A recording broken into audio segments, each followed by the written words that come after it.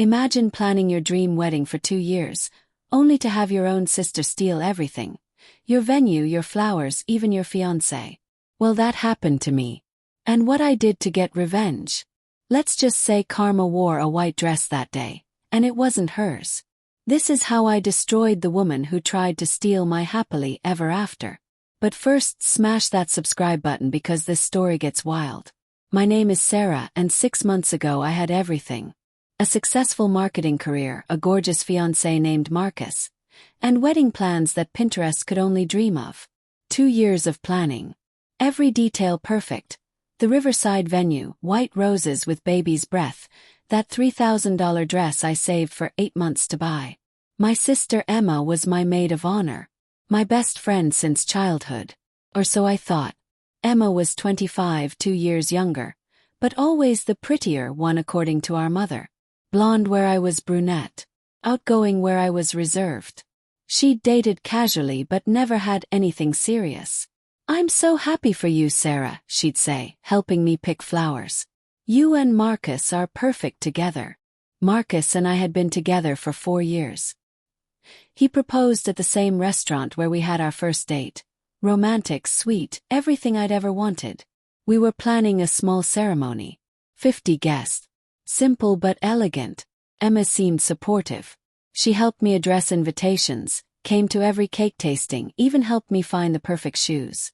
I trusted her with everything. The first red flag.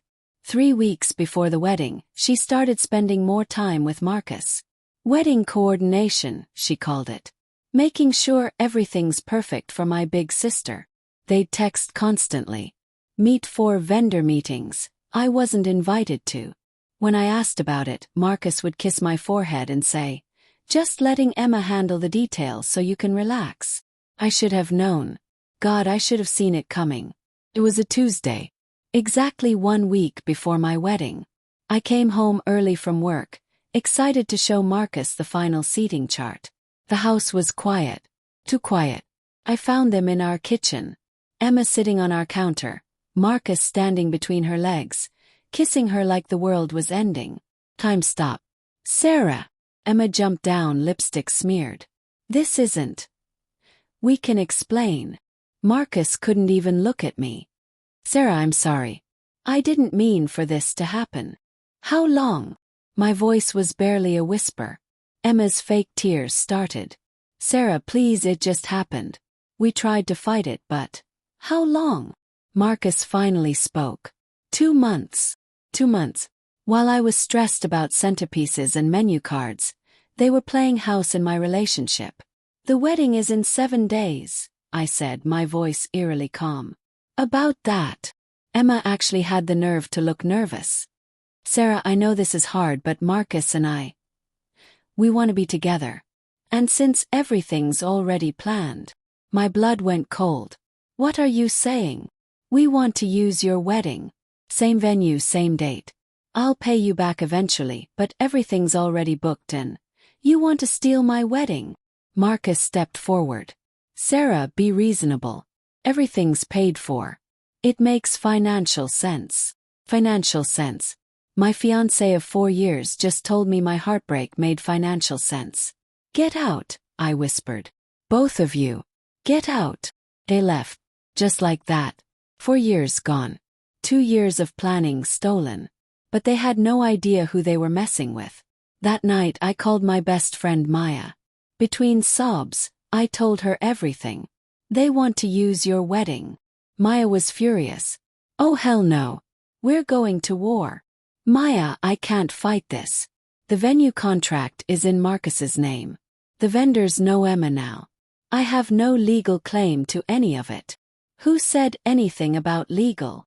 Maya was a social media manager for a major influencer agency. She understood public destruction better than anyone.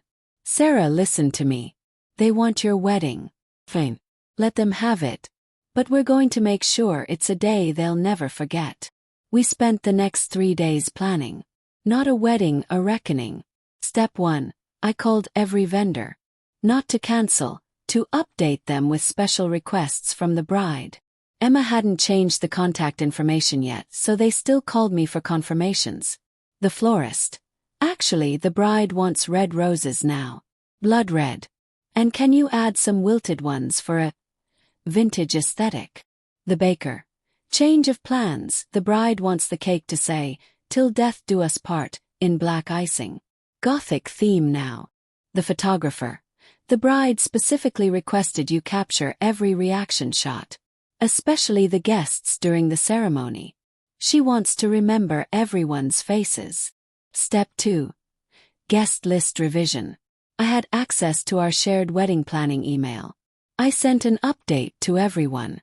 Small change. The bride and groom want everyone to wear black to the wedding. It's their new theme.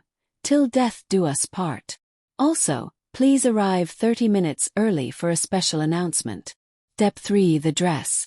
Emma had tried on my dress and decided she wanted something similar. She went to the same boutique. Called them. "Hi, this is Sarah Chen. I'm the maid of honor for Emma's wedding." She wanted me to pick up her dress and make a small alteration. She wants it taken in significantly. They knew me from my own dress shopping. They trusted me. Step 4. The evidence. Maya helped me create social media accounts documenting the happy couple's journey, but with receipts. Screenshots of Marcus's old posts about our relationship. Photos of Emma helping plan my wedding. Timestamps proving their affair timeline.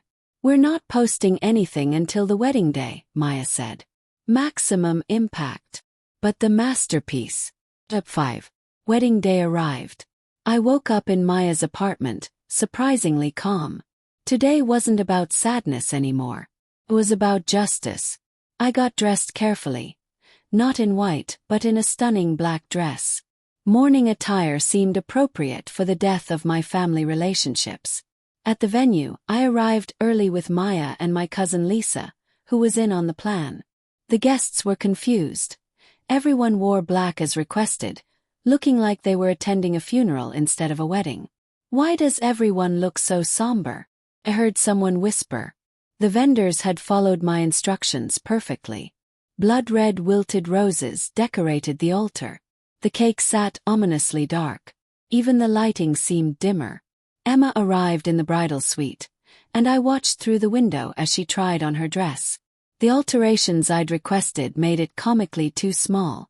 She was practically bursting out of it, but it was too late to change. Marcus stood at the altar looking uncomfortable. He kept glancing at the decorations with confusion. As the ceremony began, I positioned myself in the back with a perfect view. Maya had her phone ready. The officiant began. "Dearly beloved, we are gathered here today." That's when I stood up. "Actually, before we continue, I have something to say." Every head turned. Emma's face went white. Marcus looked like he might faint. "Hi everyone. For those who don't know me, I'm Sarah, Emma's sister. I was supposed to be getting married today. Marcus. In this exact venue. With these exact flowers. Until 2 weeks ago when I found them together in my kitchen." Gasps echoed through the crowd. Emma's mouth opened and closed like a fish. "But that's not the best part," I continued, my voice steady and clear. "The best part is that Emma is wearing a wedding dress that's 2 sizes too small because she stole my entire wedding so last minute. She didn't have time to properly plan her own." Maya started recording as the chaos erupted. "And Marcus," I turned to my ex-fiancé. "Remember when you said this made financial sense? Well, I have some financial news for you."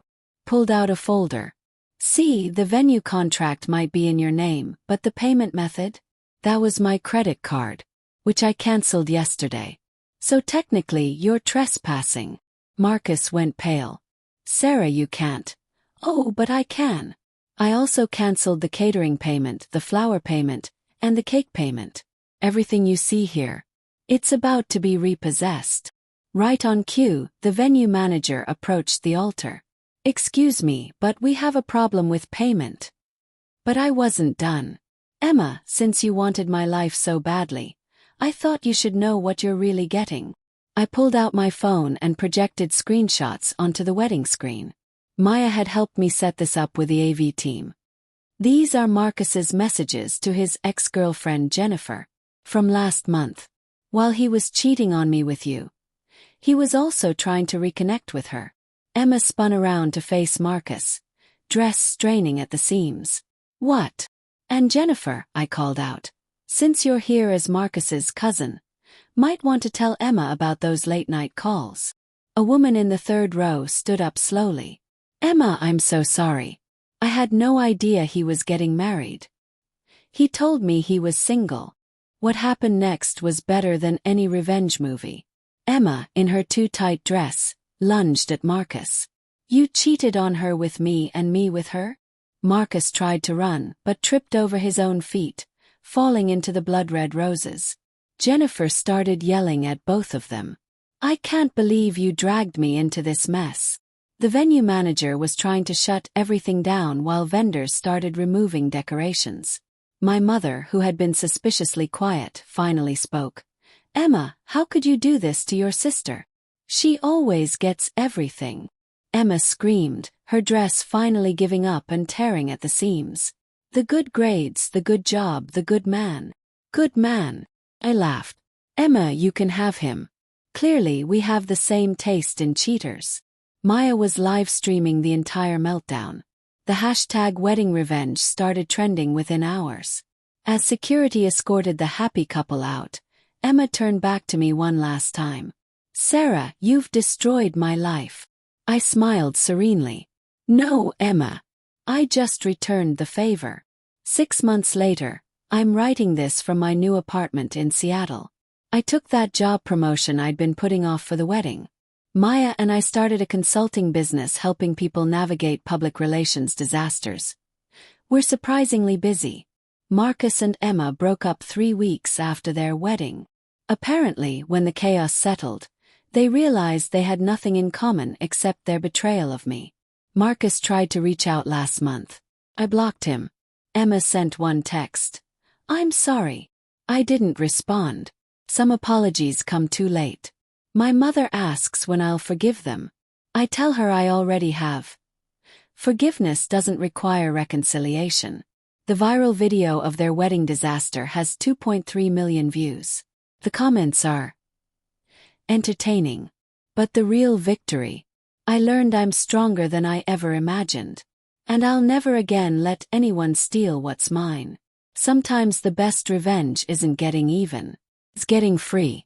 If this story inspired you to stand up for yourself, smash that like button and subscribe for more revenge stories that prove karma is real. What would you have done? Tell me in the comments below.